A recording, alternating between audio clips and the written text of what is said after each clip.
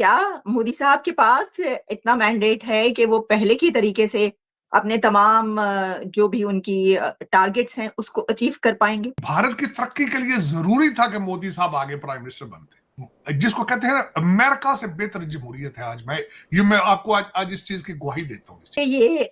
क्या मोदी साहब के पास इतना मैंडेट है कि वो पहले की तरीके से अपने तमाम जो भी उनकी टारगेट्स हैं उसको अचीव कर पाएंगे? देखिए आलिया जी, इसमें कि पिछले 2-3 दिनों से मैं ये जो रिजल्ट आया है उसके ऊपर मैंने जितने भी एनालिसिस सुने हैं, मोस्ट ऑफ द एनालिस्ट बोल रहे हैं कि अब जो रिफॉर्म्स हैं वो स्लो हो जाएंगे। राइट, मेरा ये मानना नहीं है, क्योंकि जितना मैंने मोदी जी और जो पूरी कोर टीम है उनको समझा है, गुजरात में जो मैंने उनका रूल देखा है, मेरी समझ ये है कि ये हो सकता है कि कुछ टाइम बाद ऑपोजिशन के बहुत सारे एमपीज खुद ही बीजेपी ज्वाइन कर ले, जो इलेक्टेड एमपीज हैं। मैं ऐसा क्यों कह रहा हूं? क्योंकि मोदी जी का जो विजन है उस पे कोई ये डाउट नहीं है उस विजन के अंदर इंटेंशन का कि भारत को ऊंचाई पे ले जाना है। राइट, तो जो इलेक्टेड एमपीज भी हैं, चाहे वो कांग्रेस से हो, चाहे वो उत्तर प्रदेश में समाजवादी पार्टी से हो, या अदर्स भी 80 सीट्स हैं जो इंडिपेंडेंट कोई पार्टी से नहीं है। राइट, वैसे भी 80 लोग 80 एमपीज हैं। ठीक है, तो मुझे तो ये प्रोबेबिलिटी ज्यादा दिखाई देती है कि सब बहुत सारा ज्वाइन कर लेंगे, क्योंकि जो बड़े रिफॉर्म्स होने हैं उसमें कौन क्रेडिट क्लेम करना नहीं चाहेगा, ये मेरा अंडरस्टैंडिंग है। दूसरा, जो रिफॉर्म्स के स्पीड की बात हो रही है, क्योंकि उनका थर्ड टर्म है, तो मुझे नहीं लगता कि स्पीड में कोई कमी आने वाली है, क्योंकि अब तो बिंदास होके वो रिफॉर्म्स डाल सकते हैं। क्योंकि अगर वो रिफॉर्म पास नहीं होगा तो वो इलेक्शन बुला लेंगे, बहुत इजी है अब तो। इनफैक्ट जब मेजॉरिटी गवर्नमेंट होती है, तब जब आप कोई भी रिफॉर्म लेके आते हो तो उसका पूरा का पूरा ब्लेम और क्रेडिट दोनों तुम्हारे ऊपर, तुम्हारे अकाउंट में जाता है। राइट, अब क्योंकि कोएलिशन गवर्नमेंट है, तो अगर रिफॉर्म पास नहीं होता है तो उसका ब्लेम जो नहीं पास होने दे रहे उनके ऊपर लगेगा, which is actually a very comfortable position for the party.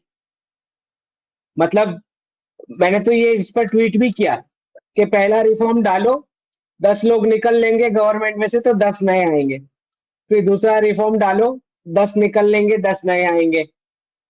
और फिर उसी स्पीड से आप आगे बढ़ो, और अगर कोई नहीं ज्वाइन करता तो इलेक्शन बुला लेना। It's very easy. In fact it is more easier than a full majority government, ऐसा मुझे लगता है। राइट, क्योंकि फुल मेजोरिटी गवर्नमेंट में ये होगा कि अगर आप कुछ रिफॉर्म लेके आए और उसमें कुछ ऐसे क्लॉजेज हैं जो जिसके साथ मासेस कंफर्टेबल नहीं है, तो उसका पूरा ब्लेम भी आपको अकेले को लगता है।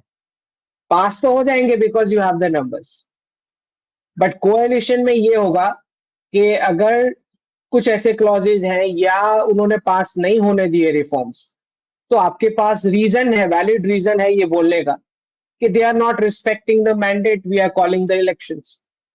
तो मुझे नहीं लगता कि रिफॉर्म्स की स्पीड में बिल्कुल भी कोई कमी आने वाली है। इनफैक्ट अब डबल स्पीड में हो जाएंगे, ऐसा मुझे लगता है। ये मेरा एनालिसिस है, आई कुड बी रॉन्ग, क्योंकि 99% एनालिस्ट अलग चीज बोल रहे हैं।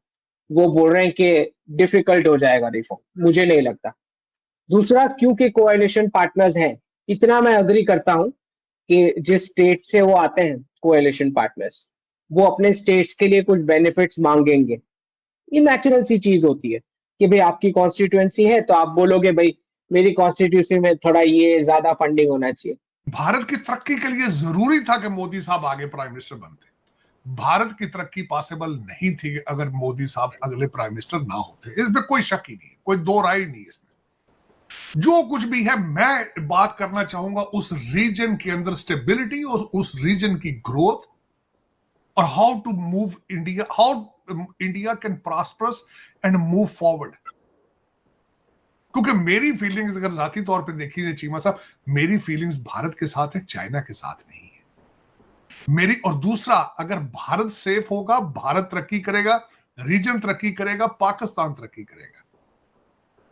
अगर वहां पे स्टेबिलिटी नहीं आती, अब देखिए आज हमें उम्मीद है, आज भारत तरक्की कर रहा है, हमें उम्मीद है इस चीज की कि वो रीजन स्ट्रांग होगा, पीसफुल होगा। अगर भारत अगर तरक्की नहीं करता, भारत सफर करता है, तो पूरा रीजन सफर करेगा। चाइना के साथ हमारे रिलेशनशिप जो कहे जाते हैं, हमारे रिलेशनशिप उनके साथ क्या है, हमारी सिमिलैरिटीज उनके साथ क्या है, अगर देखी जाए, सिर्फ और सिर्फ हम पाकिस्तान की उनके साथ सिमिलैरिटी चाइना के साथ ये है कि भारत के साथ हमारी नहीं बनती, तो जो आप हमारे चाइना भाई भाई हैं, आप हिमालय से ऊपर हैं, आप हिमालय से नीचे हैं, लेकिन करप्शन है, उसमें हम किकबैक्स लेते हैं प्रोजेक्ट्स पे, उनको उनकी भी मजबूरी है कि भारत की दुश्मनी में उन्हें सपोर्ट करना होता है, इसके अलावा कुछ भी नहीं है। भारत के साथ हमारी सिमिलैरिटीज, हम सदियों से इकट्ठे रहे हैं, हम इंडस वैली के दो बच्चे हैं, हम इंडस सिविलाइजेशन से दोनों निकले हैं। तो देखा जाए तो मेरी फीलिंग्स जो है वो भारत के साथ है।